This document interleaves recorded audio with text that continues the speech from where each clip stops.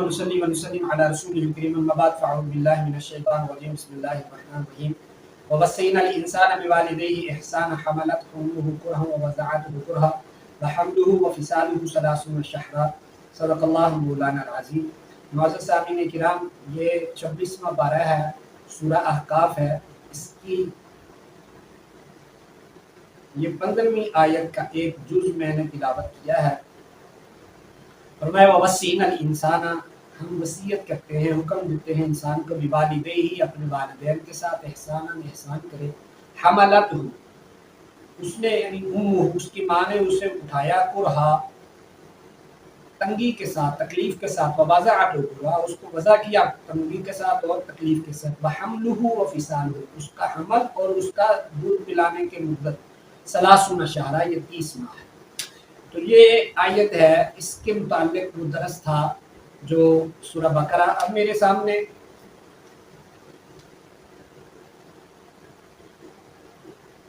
اس میں حمل کی کم از کم مدت کا ذکر ہے، تو وہ کتنی ہے؟ میرے سامنے یہ تفسیر ہے ابن کثیر رحمۃ اللہ تعالی علیہ کی، بیان کرتے ہیں کہ حضرت عثمان غنی رضی اللہ تعالی عنہ کے زمانے میں یہ محمد بن اسحاق ابن یسار نے بہجہ بن عبداللہ یا بہجہ بن عبداللہ جوہنی سے یا عامر بن عبداللہ جوہنی سے یہ روایت کی ہے کہ ہمارے ایک شخص نے جو قبیلہ جہنہ کا ہی تھا، اپنے قبیلے کی ایک عورت سے شادی کی اور اس نے 6 ماہ کے بعد بچہ جنم لیا۔ تو اس عورت کا شوہر حضرت عثمان غنی رضی اللہ تعالیٰ عنہ کے پاس آیا، تو حضرت عثمان غنی رضی اللہ تعالیٰ عنہ عورت کو زناکار سمجھا کہ 6 ماہ کے بعد بچہ کیسے ہو گیا؟ تو اس عورت کو بلایا گیا۔ جب اس عورت کو بلایا تو اس نے کپڑے پہنے، تو اس کی بہن اس کے پاس کھڑی تھی، وہ رونے لگی۔ تو اس بہن نے، جس پر یہ الزام تھا، اس نے اپنی بہن سے کہا خالق کی مخلوق میں میری خامد کے علاوہ مجھے کسی نے نہیں چھوا، پریشان کیوں ہوتی ہے، روتی کیوں ہو؟ میں اس میں بے قصور ہوں، اللہ میرے حق میں بہتر فرمائے گا، اللہ جو فیصلہ کرے گا وہ مجھے منظور ہوگا۔ جب حضرت عثمان غنی رضی اللہ تعالیٰ عنہ کے پاس اس عورت کو لایا گیا تو حضرت عثمان غنی رضی اللہ تعالیٰ عنہ رجم کا حکم دے دیا۔ اب اس عورت کو لے گئے رجم کرنے کے لیے، تو وہاں پر اب زمین میں اس کے لیے گڑھا کھودا گیا۔ اتنے میں حضرت علی رضی اللہ تعالیٰ عنہ کو پتہ چلا، تو حضرت علی رضی اللہ تعالیٰ عنہ پہنچے حضرت عثمان کے پاس، عرض کی کیا معاملہ ہے؟ انہوں نے بتایا کہ ایسے ہوا ہے، 6 ماہ میں بچہ جنم دیا ہے۔ تو حضرت علی رضی اللہ، ہمارے ہاں دستور میں ایسا نہیں ہوتا۔ تو حضرت علی رضی اللہ تعالیٰ عنہ فرمانے لگے عثمان تجھے کیا ہو گیا ہے؟ تو نے قرآن مجید میں پڑھا نہیں ہے کہ اللہ فرماتے ہیں وَحَمْلُهُ وَفِصَالُهُ 30 شَهْرًا، اب اس میں سے 24 ماہ آپ منہا کر دیں، نکال دیں، اس کے 24 ماہ مدت رضاعت حولین کاملین لمن اراد ان یتم الرضاع، یہ سورہ بقرہ میں ہے۔ یہ وحملو، یہ عامین یا نشکر لی، یہ سورہ لقمان میں ہے۔ ان 2 آیتوں کو دیکھو، اس میں مدت رضاعت 24 ماہ ہے، تو جب 24 ماہ نکال دے تو پیچھے مدت کتنی بچتی ہے؟ 6 ماہ حمل کی مدت بچتی ہے۔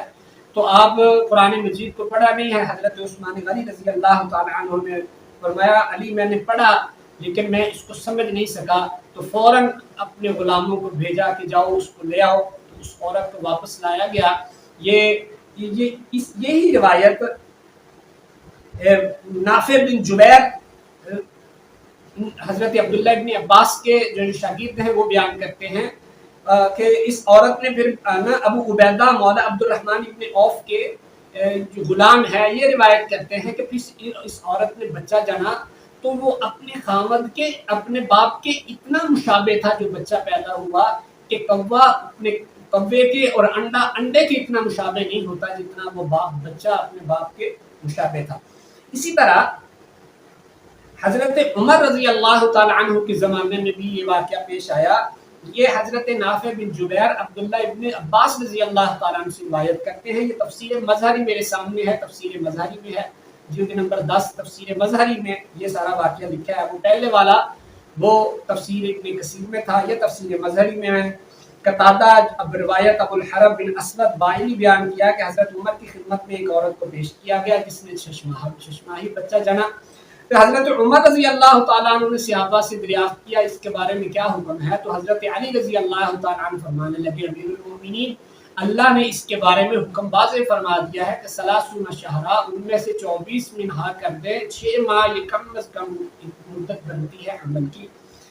تو حضرت عمر رضی اللہ تعالیٰ عنہ حضرت علی رضی اللہ تعالیٰ عنہ کے اس فیصلے سے بہت خوش ہوئے۔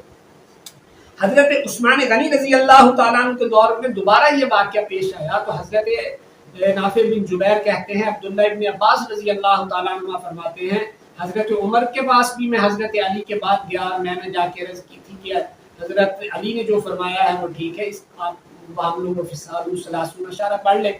اسی طرح یہاں پر حضرت عثمان غنی رضی اللہ تعالیٰ عنہ کو حضرت عبداللہ ابن عباس رضی اللہ تعالیٰ عنہ نے فرمایا کہ یہ آپ پڑھ لیں وحملہ وفصالہ ثلاثون شہرا۔ تو یہ 4 واقعات روایات میں ملتے ہیں، 2 حضرت علی رضی اللہ تعالیٰ عنہ کے حوالے سے، 2 حضرت عبداللہ ابن عباس رضی اللہ تعالیٰ عنہ کے حوالے سے۔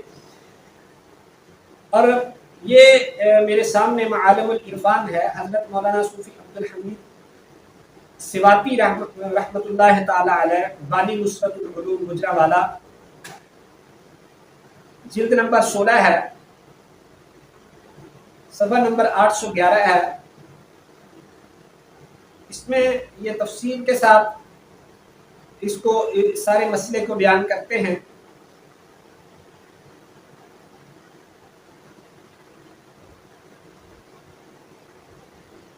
یہاں پر حمل کی کم از کم مدت، تو اس پر انہوں نے لکھا ہے کہ یہ عام طور پر یہ 6، 7، 8 ماہ اور 9 ماہ یہ حمل کی کم از کم مدت ہے۔ تو حکیم جالینوس یونانی حکیم ہے، اس نے مدت حمل میں یہ بڑا فکر مند تھا کم از کم اس کی کیا ہے، تو اس نے کہا بچہ 184 دن میں پیدا ہو سکتا ہے، یعنی 6 ماہ اور 4 دن میں۔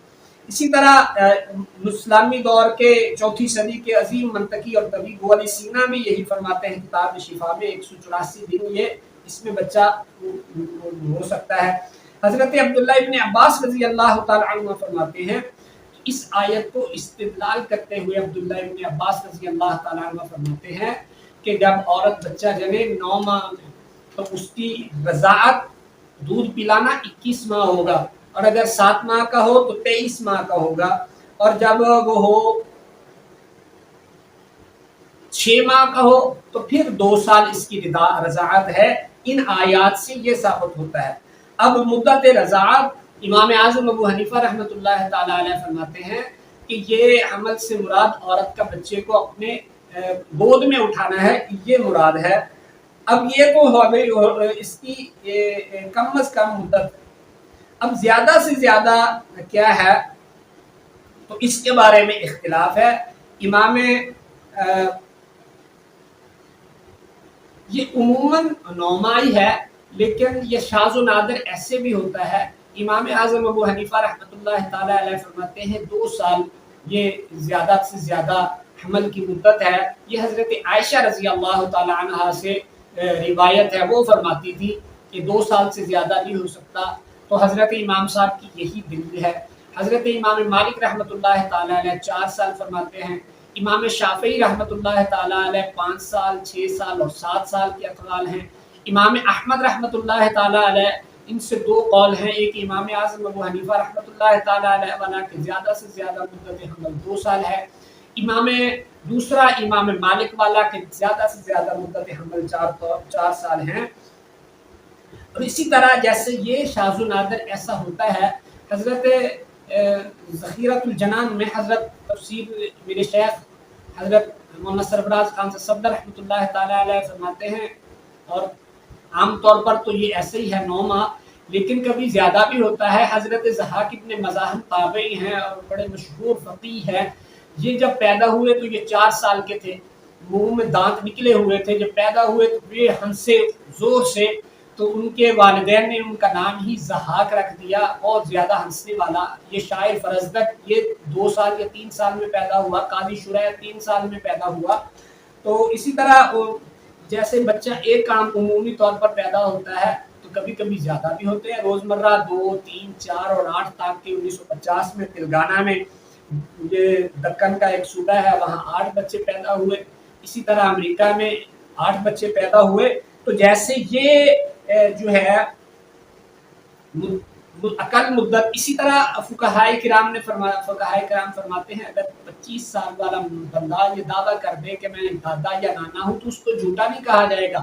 قاضی کے پاس اس کی تحقیق ہوگی، اس لیے کہ اسلام میں بالغ ہونے کی مدت وہ 12 سال ہے اور 6 ماہ حمل ہے. یہ 12 سال میں جوان ہوا، اس نے نکاح کر لیا تو 6 ماہ میں بچہ ہوا، پھر اس کو 12 سال کا ہوا تو اس نے نکاح کیا، پھر 6 ماہ میں بچہ پیدا ہوگا. تو 25 سال والے کو جھوٹا نہیں کہا جائے گا. ہاں قاضی اس کی تحقیق کر کے فیصلہ کرے گا. یہ دعویٰ کر سکتا ہے اگر کوئی دعویٰ کرے کہ وہ 25 سال کی عمر میں دادا یا نانا بن گیا. اللہ سمجھنے عمل کی توفیق عطا فرمائے. وما علینا الا البلاغ.